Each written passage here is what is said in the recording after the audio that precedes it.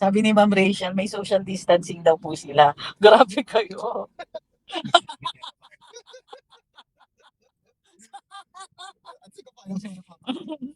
Tapos na yung pandemic. Magandang gabi. Ako po si Trixie Cruz sa Angeles. Ito ang Luminous. Nag-live ako dito. Madalian lang siguro. Nandito ako sa Liwasang Bonifacio. Kung saan may ginanap daw, yung ano, na ano, na rally para pababain ang ating vice-presidente.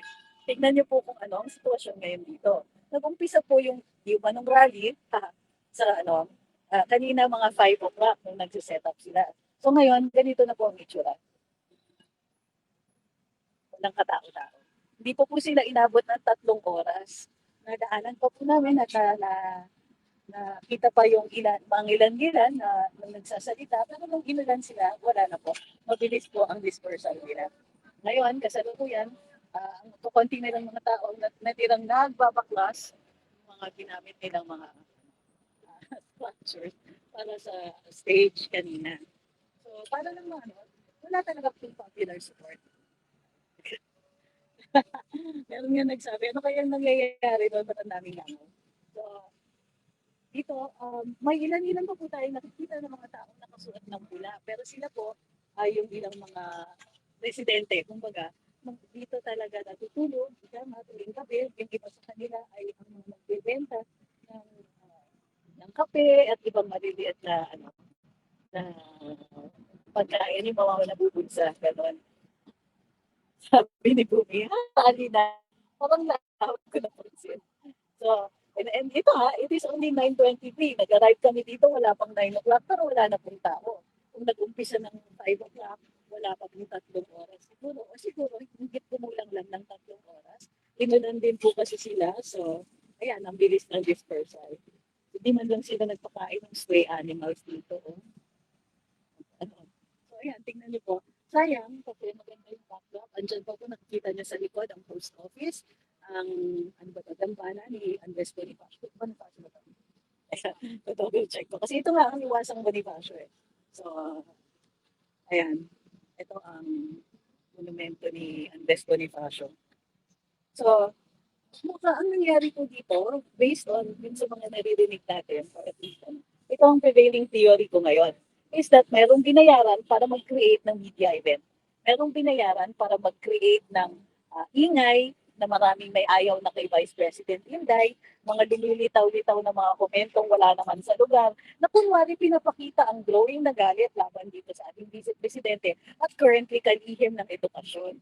Ang narinig kong ilang mga nagsalita dito ay nagre-reklamo daw tungkol sa dismal performance ng ating Vice Presidente bilang kalihim ng edukasyon. Ngunit wala naman tayong nakitang maraming mga guro na nagre-reklamo dito. May karapatan naman po sila, di ba? Mag-attend. Wag lang po sila makakaantala ng government operations. Gayon pa man, sabi ni Pandalito, lakas ko daw mga sa pinuntahan ko talaga. Aba sayang, malapit na rin naman ako sa area, di ba? At alam mo naman tayo, gumagawa tayo ng mga conclusion base sa ebidensya. O kaya ng ebidensya ninyo.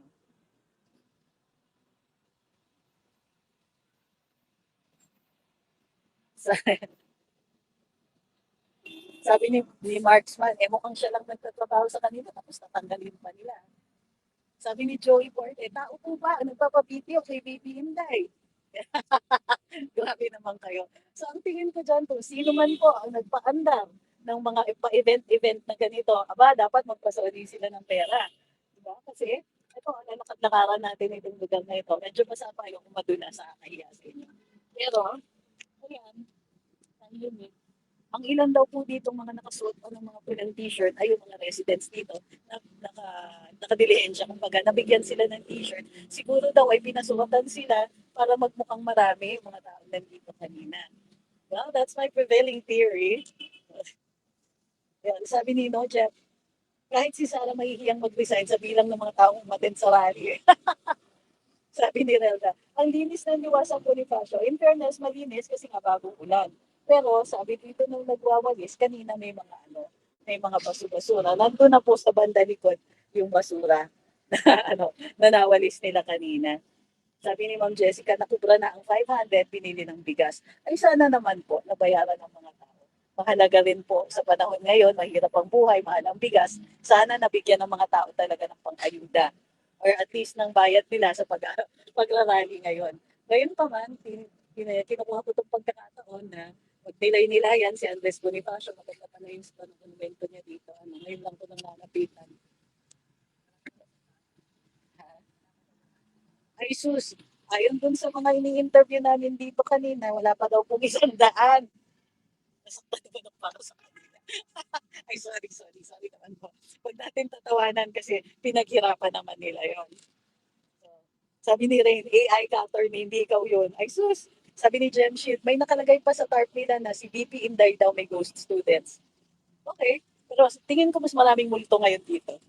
Sabi ni Ma'am Tatiana, hoy, di sa Marcos, makita ka naman ng sopistikada ka.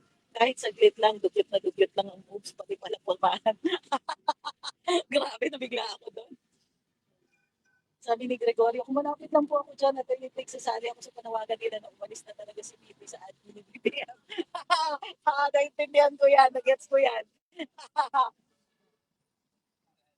Sabi ni Bumi, edited lang yan live mo, tinanggal mo lang yung mga tao.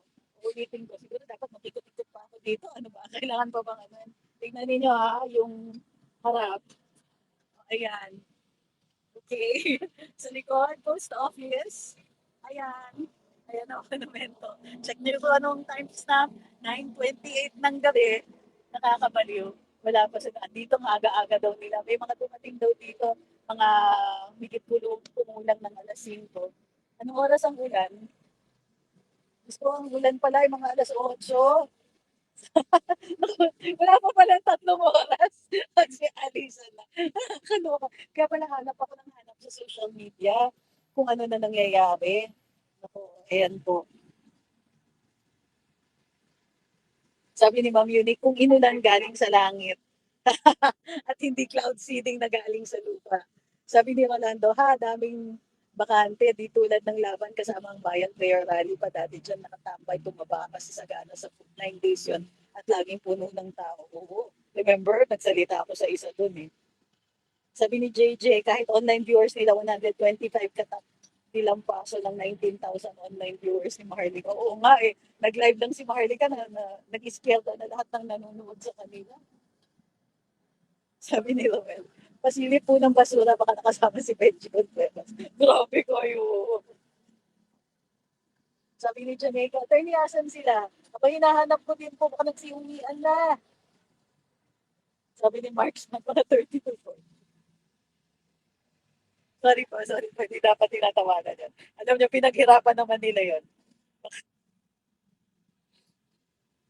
The last time kasi nagkaroon ng event na medyo may mga natawa, eh, yun yung Ensaymada incident, di ba? Sabi ni Maverick, ha, wala pang 100.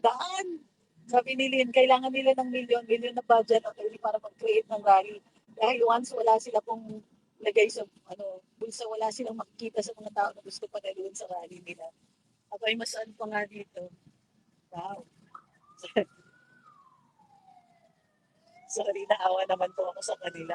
Walang-wala sila dun sa So, sabi ko nga eh, ang pag-rapag pag ang SMA na yung nagpaparali, organized, ang daming tao, ang ayos, maraming napapakain dito sa mga lugar, ang bubait nila.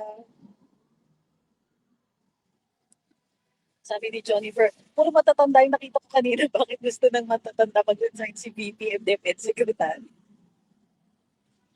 Ay, okay, ayan na, dumating na yung mga pikon. Sabi ng BKTV Vlogs, palibhasa gawain ng mga Duterte at Kibuloy supporter, ibabato nyo, papansin ka. Uy, ibabato ko, darling, tignan mo naman yan. Res ipsa loquitur ang tawag dyan. The thing speaks for itself. See? Do you see? That's very interesting. Galing. Para ano na lang, huwag kasi na BKTV Vlogs, huwag ka nang umiyak. Alam mo naman, wala ka nang magagawa about this. Sabi ni Clarita Claire, isa kang AI tonight. Sabi ni Bitch, yeah. 5 p.m. daw meeting nila. Oo nga, 5 p.m. Pero Magpaparally ka? Ang rallies usually 3 oras to 7 hours. Sabi ni Nene, ayan, ano ba yan? Ganyan na ba ngayon? May invisible rally?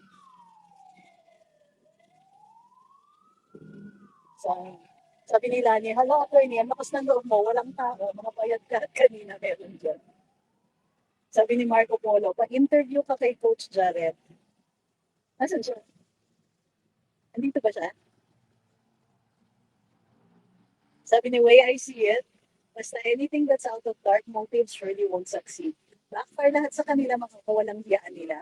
Nagtatrabaho ng matino, tatanggalin nila, taong bayan kalaban nila. Ayan. Ayan. Pero in fairness, at least dito, tahimik. Hindi kayang paingayin. Sino pa ba nandito? Wala na po akong mahanap. Sobrang linis daw, walang bakas ng rally. Okay, so I just wanted to do live and let you see all of these things. Mag-live po tayo ulit mamaya kasi there are other important things to talk about. Sabi ni Jennifer, sayang yung permit. Actually, ang liwasan is Freedom Park, hindi po kailangan ng permit. So it's okay. Pero yun nga, in fairness, kukunti rin lang naman ng basura yata na kinailangan i-sleep up dito. Nagkaabutan lang kaya nag-uwian na, sabi ni Rolando. Bakit pa sila papaulan kung nakakubra na? Ay, grabe. Uy, hindi. Ano pa pala dito? Marami pa pala po dito ng basura. Hindi pa po tapos mag-ano. Ayan. Pero,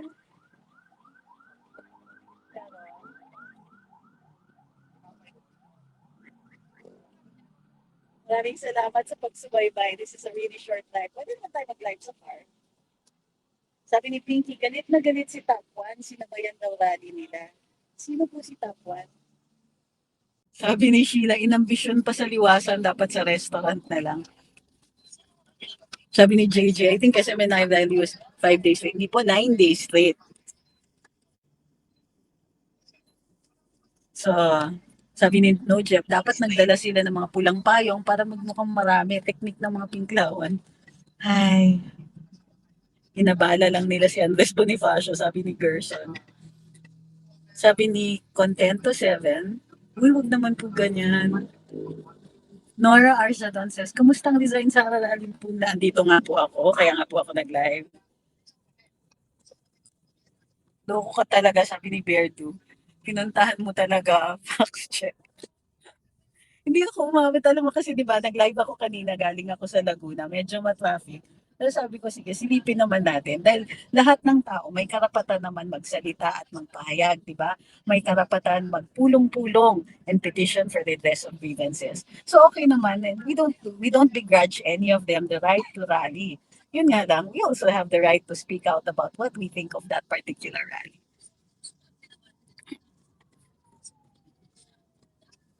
Sabi ni Semi Mendez, marami pang views si Palangga. Live views, ha? Live. Iba yon. Sabi ni Don Don, my future senator, uy, kaya sila nagagalit sa akin na nakata nila tatakbo ko. Sabi ni Ma'am Marisa Zapata, hi, watching from Dubai habang bantay sa alaga ko. Sabi ni Ma'am Grace, nalungkot tuloy si Bonifacio, akala niya siya hanggang gabi. Iniwan lang pala siya dun sa ulan. Sabi ni Ron, oy, kung mga matatanda binitbit nila dyan, parang yan ang ginawa nila dito sa amin, mga matatanda ni recruit nila para sumali, para daw kay BBM kasi may ibibigay daw. Oo, huwag naman sila ganun. Sabi ni Yang Yuna, akala ko maisug at andyan ka. Sabi ko, di na ata ako na-update at di ko pa napapanood ang DCAR, last na yung nag-guest ka. Oh well. Basta ang sabi ng mga tambay doon, ang mga, well, hindi tambay, some of them actually live in that area. Ang sabi nga ay wala pa daw 100. Well, bigay na natin yung 100 sa kanila. But like I said, natatawa tayo kasi nga hindi, kumbaga, they can't drum up popular support for their cause. Pero may karapatan pa rin sila na magpulong, magsalita, magpetition for redress of grievances. Kailan yan? Kaya lang, in the marketplace of ideas, di ba yan ang tawag nila? In the marketplace of ideas, lugi sila sa benta. Sabi ni Ana, hala si attorney lakas ng grip. Hindi, napadaan talaga ako dito. So, sabi sa inyo, galing akong Laguna, di ba? Hindi ko na napakita yung ano, mag-post na lang ako. Pumunta ako sa Laguna to check out yung vermiculture farm. Tapos, nag-uwi ako ng garden soil at saka vermicompost kasi nga, nag-ano ko, ay, nag-garden ako. So, nung pauwi, ayan, napadaan kami dito. Sabi ko, sige, tignan na nga natin. O, ayan. Sabi ni Ev, coach ka pa, nalalaman, puntahan mo ang mga naka-payroll yun. Ano yun? Ano yung coach ka pa nalalaman? Ano yung sinasabi mo, Ma'am Ev? Nanette Talahib says, hindi kasi maintindihan, ghost rally kasi yan, puro invisible lang atin. Sabi ni Soul Gaming, nandyan kanina si JDB. Who is JDB? Na pinagmalaki na pro-Pilipino daw kuno siya. Pero ngayon ha, may pro-Pilipino na nakalinya sa mga mandarambong. Hi kay Chester. Hi kay Ma'am Margo. Ay, birthday ngayon ni Mocha. Happy birthday pala, Madam Mocha Uson. Sabi ni Chester, we love you and we support you. Ini-imagine ko po yung get up nyo kagabi, tapos darating kayo dyan, tapos di natuloy yung rally, lalo na cute, nandong nainis si cute na aso. Grabe. Di naman ako makikipagsabayan sa rally nila. Meron bang iba pang rally tonight na nasumabay sa kanila? Parang hindi ko yata nakita. Sabi ni Resurrection, SP na nakakaawa yung mga senior citizens. Baka magkasakit pa, pagka alam ko 500 lang ibigay, kulang pambili ng gamot. Naku,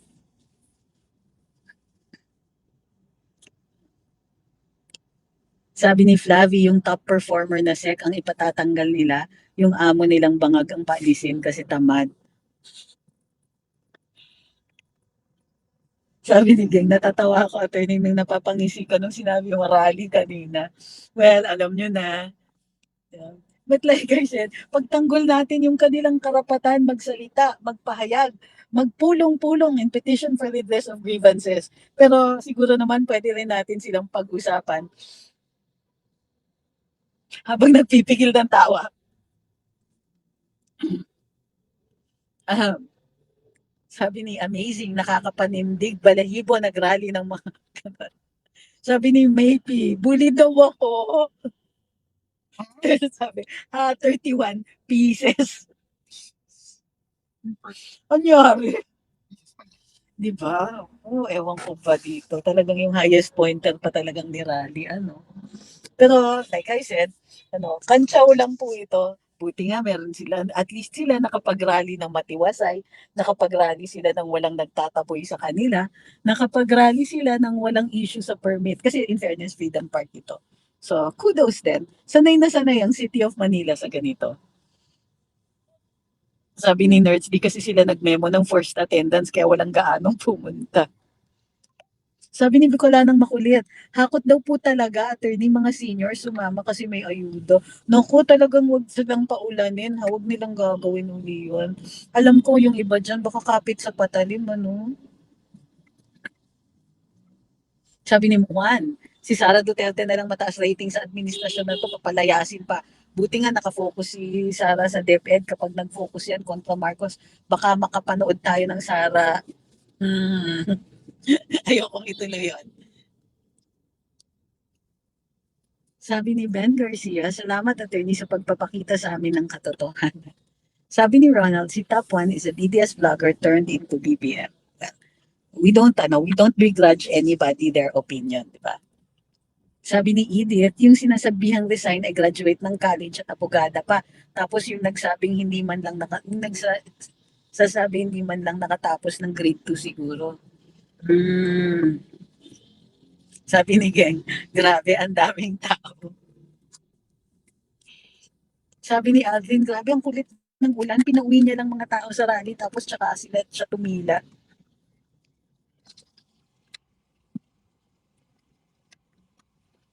Sabi ni Pimo Daimo, natawa ako sa tarpaulin. Diba?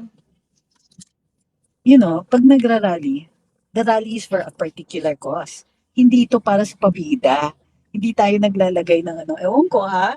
Pero ngayon lang talaga ako nakakita ng rally. Nakita ko dun sa mga live nila kanina na ang mga posters ay tungkol sa mga vloggers nila. Yung approach. Sabi man, like always, this government is a great testament of the support for BBM. Have a great weekend. Sabi ni Bjorn Bisaya, kung restaurant ang rally nila, dami nga attend at kailangan may only rice.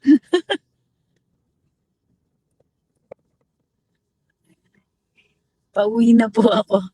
Sabi ni Paul Sala Manuel, dami daw pupunta sa rally kanina, tinapos lang daw ang trabaho. Oh, I see. It's a Friday night, di ba?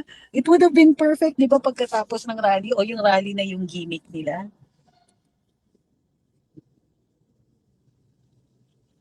Sabi ni Ma'am Lani, kaya ako nahuli sa iyo kasi kay Palangga at Agent Morales ay huwag po kayong mag-alala, sinubaybayan ko din yun. Kaya lang, syempre, medyo andito na ako, napilitan na ako mag-live. Pero towards the last few minutes namin kina Madam.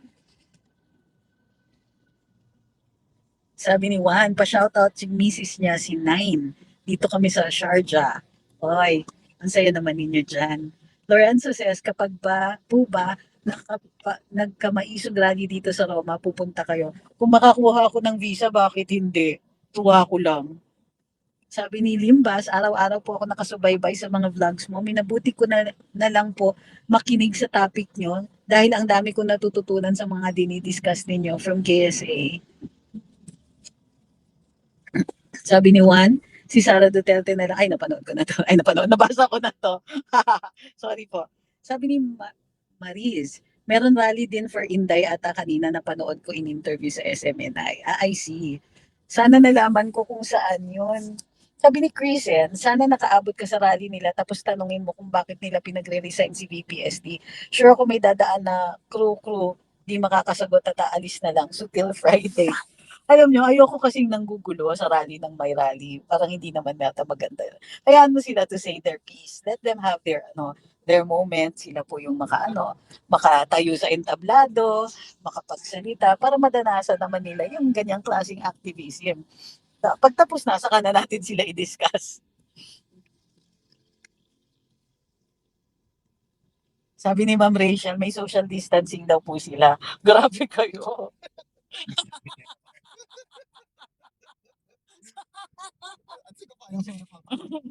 Tapos na yung pandemic. Sabi ni John Lee, good evening, ang mga aso lang nila ang maiingay at mga traidor na alipores ni Madam. Sabi ni Ma'am Flavie, baka 5K pero 500 lang binigay sa kanila. Kawawa naman yung mga seniors. Baba ka na. Sabi ni Man Jacqueline, yung inumin na tubig ang 31M, kaso wala yung mga tao na iinom. Sabi ni Romeo, isang dosena at kalahati lang po ang dumating kasi nirarayuman na yung iba. Oh. Sabi ni April, napawaw nga ako, attorney, sa sobrang dami. Hindi mahulugan ng karayong from Davao City. Sabi ni Omar, watching you, even yung si Hero Bonifacio, ayaw niya pag-resignin din si Sara Duterte. Hala, kayo mga loyalista ni Kuting, wag niyong magmulto si Gat Andres Bonifacio. Anyway, happy birthday, ganda mo, Kauson. Uy, batiin niyo si Ma'am Mocha mamaya sa mga wall niyo. Anyways, bye. Bye, see you tomorrow. See you.